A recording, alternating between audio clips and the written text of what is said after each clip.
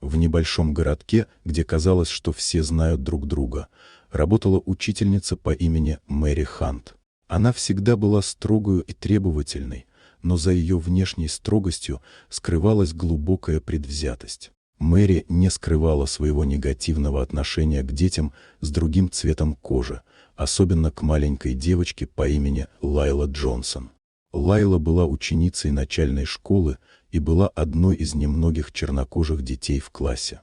Несмотря на ее тихий и скромный характер, Мэри постоянно унижала ее перед другими детьми, делая язвительные замечания и снижая оценки без видимой причины. Лайла терпела это молча, пытаясь не обращать внимания на несправедливость.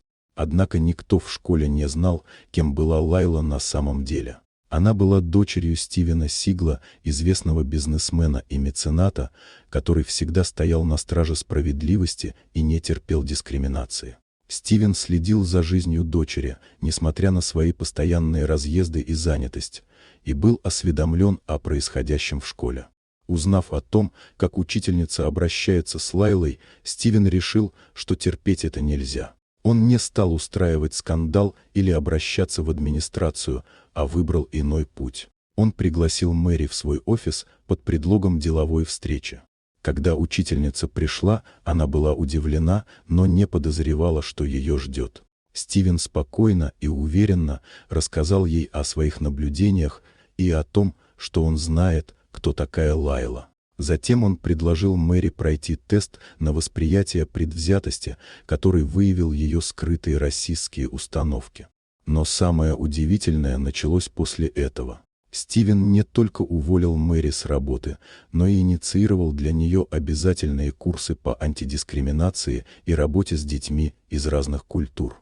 Он позаботился о том, чтобы она поняла цену своих поступков и могла измениться. Вскоре в школе произошли перемены.